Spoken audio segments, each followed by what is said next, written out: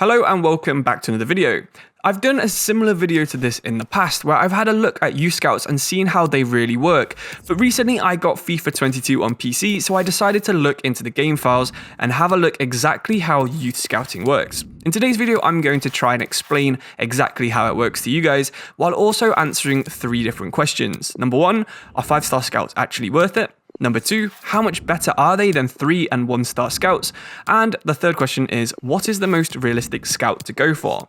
So before we start, there's a piece of information you need to know. In the game files, EA decides to give every single youth player that's generated one of 4 categories. You're a platinum player if you've got over 85 potential. You're a gold player if you've got between 78 and 84 potential. You're a silver tier player if you've got between 72 and 77 potential, and everyone else under 72 potential is judged to be a bronze. Now, every single scout has its own different odds of finding a player in one of these tiers. For example, a platinum tier player has a 10% chance of being found every single player that's generated by a 5-star judgement scout. A 3-star judgement scout only has a 4% chance of finding a platinum elite 85 plus potential player, and a 1-star scout is down to just 1%. Now, these still aren't likely you're going to get one in every single report, but what I've decided to do is generate the same month 50 times and have a look at how this actually works in game.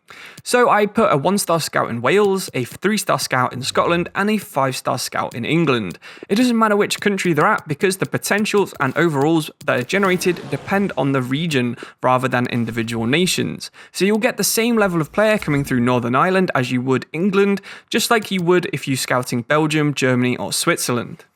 On screen right now, you can see the average overall and average potential that each kind of scout brought back.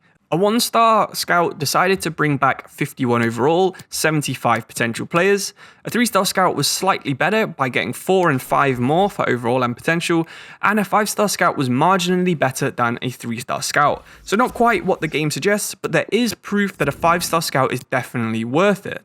If you judge a Premier League player to be anyone who's over 78 rated, which is a fair guideline, then you can expect a 3-star scout to find these 10% of the time. However, if you've got a 5-star scout, this is 22%. This is all based on the judgment stat, by the way. Experience just matters how many players they bring back. But if you have got a 5-star scout with 5-star in judgment, they're going to be bringing back 22% of the time. And also the same in experience, they're going to be bringing back between 4 and 7 players on every single report. You can expect to get someone with over 78 potential almost every single report. Because if you've got 4 players with 22%, you can probably say that's going to be just under 100% at 88%. If the scout decides to bring back more than 4 players, so if you've got 7 players in there, you can almost guarantee at least one of them will be Premier League talent worthy. Similarly, if you've got a 3-star scout, you can probably expect a Premier League talent every 2 or 3 scout reports. But a 1-star scout, you're expecting one maybe once a year, with just 3% chance of signing a player with over 78 potential. Of course, with dynamic potential, you can get someone lower and decide to bring them up, but it does really prove it that a 5-star scout is definitely worth it compared to a 1-star scout, especially if you're trying to still build your youth academy up.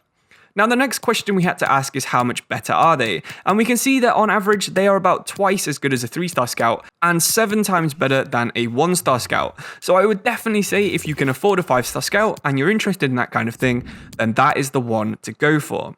Now, the third question is probably the one that you guys care the most about, which is the most realistic scout to go for. So what I've done is I've loaded up the entire FIFA database and cut every single player into one of these 4 tiers we mentioned earlier. On the general FIFA database, real players would make up 1.8% of the database if they do class as platinum players. So that's 1.8% of the database has over 85 potential.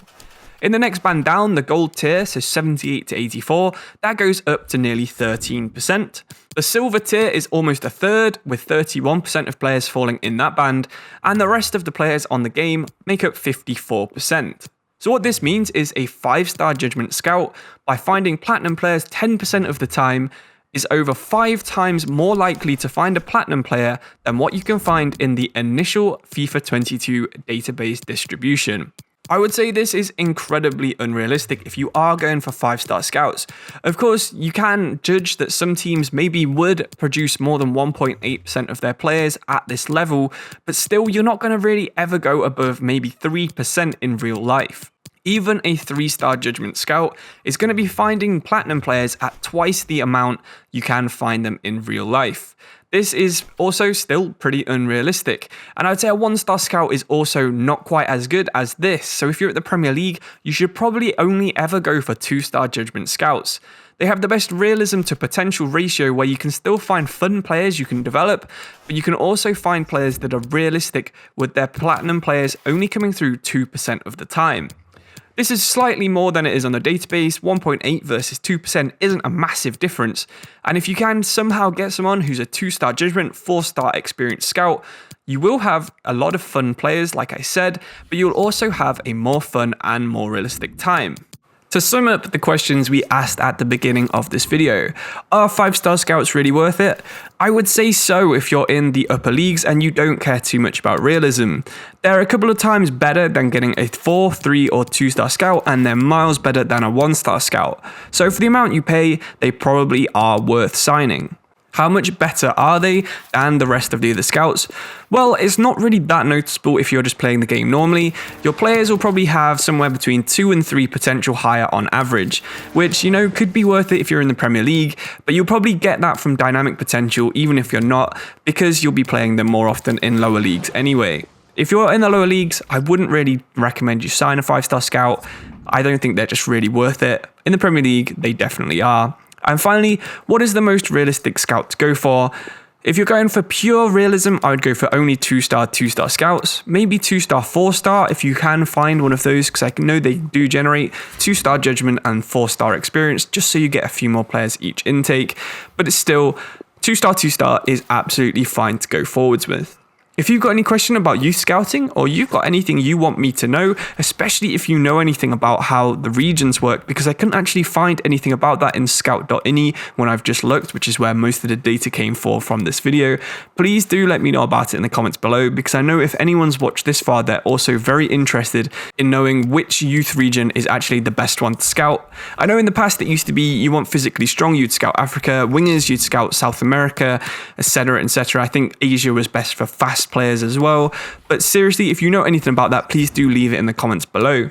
If you've got any more questions you want me to find out about anything in the game, now I've got a PC copy of the game, I can just start going through the files and letting you know a little bit more about it. Please do let me know that as well.